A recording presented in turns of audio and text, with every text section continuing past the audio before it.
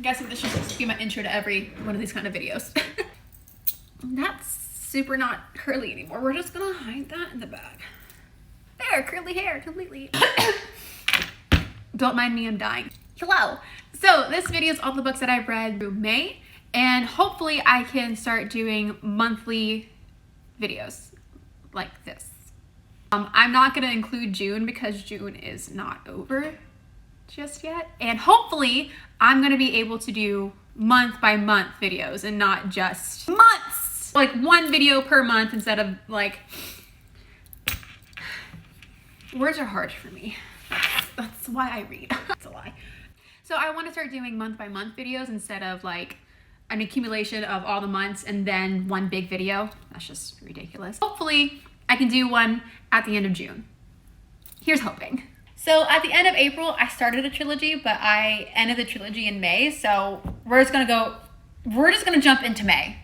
Here we go, we're jumping. I feel froggy, so I'm leaping. At the end of April, going into May, I read the Poppy War trilogy because it was all over Book Talk. So hyped up. Yeah. Here's the synopsis. Here you go. Bask in its glory. My synopsis is poor war-orphaned girl has to go to some southern region. She gets adopted by her foster mom, who's a complete bitch, by the way. And in order to escape being a child bride to a man that's like old enough to be her grandfather, she has 2 years to study to go into this prestigious military academy up in the north. You have to study for like years and years and years to get into that. But she has to condense it into only 2. Spoiler alert, she gets in. Ooh, didn't see that coming, did you? No, blindsided. Wow, fascinating. So she gets in and she tries very hard to assimilate. She got picked on because she's Southern, and most of the vast majority of the kids that go there are North. Because in the South, it's poor, it's rural, it's agriculture. People don't have the money to spend on private educations like that. So, of course, in the North, aristocratic, noble, way more educated, they have the money to give their kids a proper education to get into that military academy. So it's mostly Northerners. And the protagonist, Rin, she's like, they do that to keep the South in their place and the North in their place. Like she wasn't stupid. She finally figures it out after a while, but she's like, that exam to get into the military academy, that's there to keep it segregated. So she gets in, she assimilates, she acclimates, and she kicks some ass. She kicks this northern boy's ass who gave her shit in the beginning. And I'm like, rocket shit. And because of that fight, she becomes a shaman. And a shaman in this world is able to call down a god. Not all, there's 64 of those motherfuckers up there, but she's able to call down one. Take a guess. Take a freaking wild stab in the dark. Did you guess fire? Because you guessed right. She calls down the phoenix god. Fire, destruction, consumption, vengeance, rage. Calls down the fire. And then everything changed when the Fire Nation attacked. She becomes a shaman, and being a shaman is basically you becoming a conduit. So the god, you can call down the god, but the god also inhabits your mind and like your body kind of, and you're able to have the god's powers. Great. And there's only 2 ways to get rid of that. You die, or you get encased in stone, waste eternity away in a mountain. Like you're fully aware. You're fully freaking aware, but you're encased in stone for eternity. Or you die. Because you called down the thunder.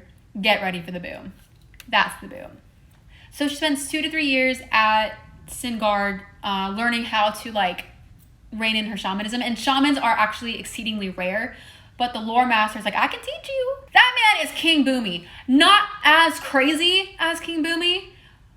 King Boomy-esque. He's very King Boomy adjacent. She trains with him for those 2 to 3 years, and everything changed when the Federation attacked the Empire. She actually goes into the army, and she gets called to a special like legion, special squad of other shamans. There's like 4 or 5. Like there's a little boy who's like a bomb expert, and then the boy that she had a crush on who graduated before her is the leader of it. There's like 3 other guys that call down different gods. Like one calls down a boar, the monkey, and like a water spirit. The guy that she had a crush on also calls down the phoenix. The gods can inhabit other people's bodies, but you can only inhabit one, supposedly. So he also calls down the phoenix, and he's better at it. And then that book ends with the war ending. And then the next two books are the Dragon Province wanting to build a republic. And then the Dragon Warlord's like, I'll be the interim president until we set up an actual republic. It's fine. So he is basically an emperor in all ways except for name. And when is the interim time gonna end? No one knows. It's fine. It's fine. She sides with him. And then in the third book, she doesn't side with him anymore. She wants the South to raise up against the North. The North was a little more protected. The South to rise against the North. She's not a good leader. She really isn't. Didn't like it. I did not like this trilogy because of how weak the protagonist was. In all fairness, she went through some shit. From the beginning, she had a very rough life. She had trauma, she had all this, the war going on, war is very traumatic. I get that, credit where credit's due. Instead of cowboying up and becoming a leader that her people need her to be, she would rather be led. I can't relate. She would rather be led. And she actually, it's apparent in the book because she's like, oh my God, a leader is telling me what to do. Tell me what to do. She lives off of that praise. It's like an addiction. She has to have that praise from somebody telling her she's a good job, to leading her to do something. She can't make up a plan herself and follow it. She has to have a plan given to her so she can follow it. And I'm just like, girl, what are you doing? You have the power of fire and you're not fucking wielding it. What are you doing? And the ending of that trilogy,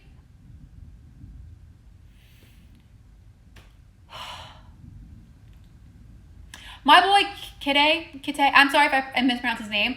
My boy Kite deserved better. That boy deserves so much better. And yet you do this bullshit. You pull this kind of crap. The month of May was very disappointing reading-wise. It was very disappointing for me reading-wise. That started it. So the next book that I read in the month of May is Shadows Between Us.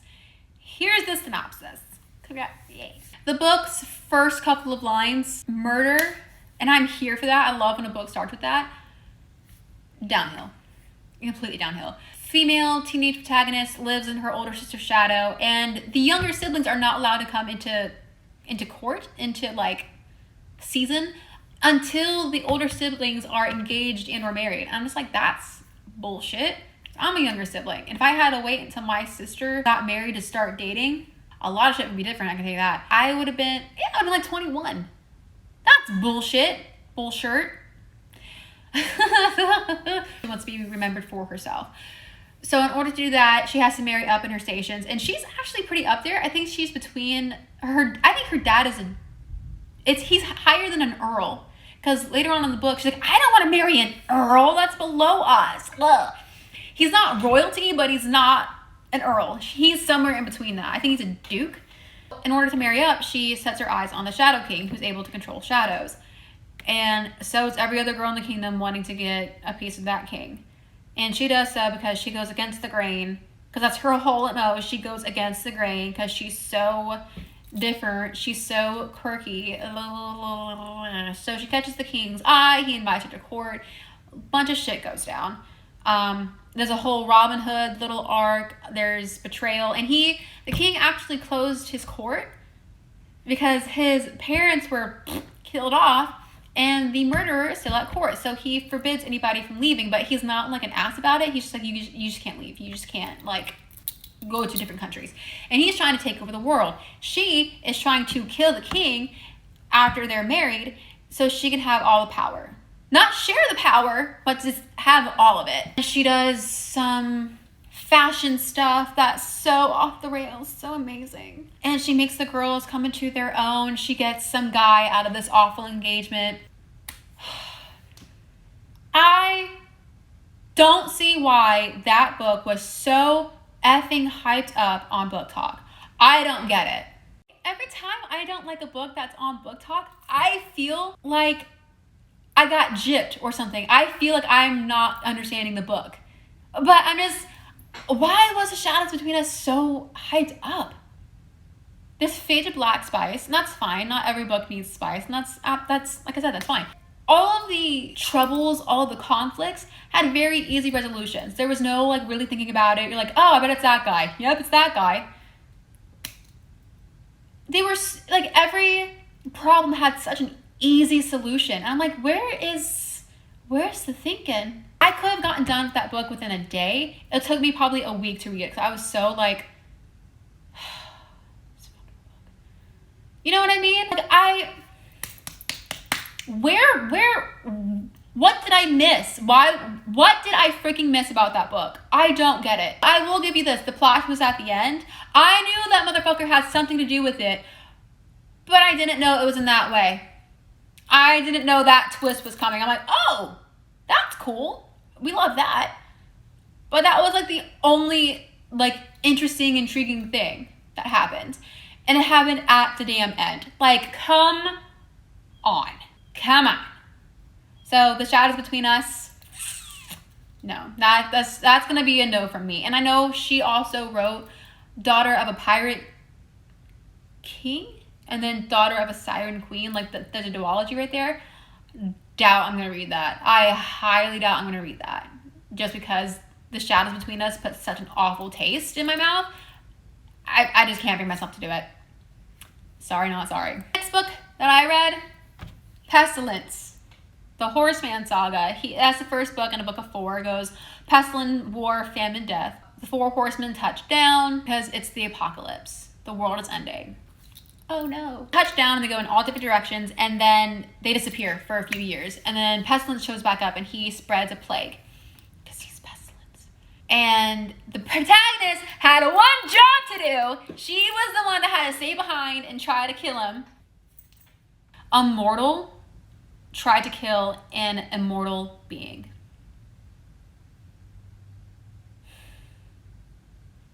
What do you think was going to happen? Spoilers, she doesn't kill him. She gives it a good effort though. She like shoots him and wounds him, and then she lights him on fire.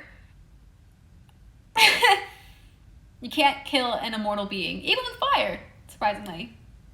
Because you think fire would be the end of it. No. He was pretty much Phoenix and rose from the ashes, and it's like you're coming with me. Totally Shreked her about it. And she becomes his prisoner, and the whole book is them going on his horse, going town to town, and like giving the plague to the town, and just hunkering down for a couple of days, and then getting their strength back and just wandering. She thinks that she can humanize him and try to like stop bringing the apocalypse, and Pestilence like, no man, I have a plan. I need to follow it through. This is upper management kind of shit. I have to do what I'm doing because I am Pestilence. I'm supposed to spread a plague. Like that's my whole job, and I'm good at it. First book was just crap. I will not be continuing that series because I didn't like the first book. I finished it completely. I hate like DNFing books, so I power through. For the first like 100+ pages, every time this bitch looked at Pestilence, she had a comment on how hot he was. Like, keep it in your pants, man. He is an immortal being, literally spreading a plague, and you're like, oh my god, he's so hot. His full lips, his high cheekbones, his strong jawline, his wheat colored hair, his bright eyes, and his chiseled. Keep it in your pants. Keep your head up here. Think how you can escape. I get that the guy's hot. Move on. I get it. We all get it. He's hot. He's on the freaking cover. We can see how hot he is. Move on. There's a little bit of smut in there. She spoilers, winds up falling for Pestilence and humanizes him. Of course. She winds up caring for him, and he's like, oh my god, you care for me. Why? Because I love you. Ugh. Give me some destruction. Destruction leads to consumption. She's fresh to death. She'll be the death of me. Come on. Seduction leads to destruction. That's the lyrics. And I know Laura also has a series called Rhapsodic. I actually have it, but I don't think I'm going to read that series for a little while because of how much I didn't like Pestilence. So, like, we'll see. Like, I have it on my bookshelf, but we'll see. But I didn't like Pestilence. Not the character, I just didn't like the book. It was the same thing just over and over again. And I'm just like, is there anything else that's going to happen? Like, he's going to go into a town, people are going to be very upset about it, they're going to try to kill him, but they can't because he's an immortal being. Come on. So, at the end of May, I started a trilogy, but I finished that trilogy in June. So, hopefully, I'm going to be able to talk to you guys about my June books at the end of June, beginning of July. Yay! So that's it for this video. This is all the books that I have read in May. Hopefully, I can start doing a series of all the books that I read in that singular month. That way, I'm not rambling on for like 20 minutes about books. You guys enjoyed this video, and I hope you guys just enjoyed the fact that I can talk about books constantly all day every day and just give you my own little opinions about it. And like I said, hopefully I can keep this up and make it a series. That way I can remember everything that happens in the books that I'm reading and not just be like, I forget, but it was fine. So, yay! Bye guys, thank you for tuning in.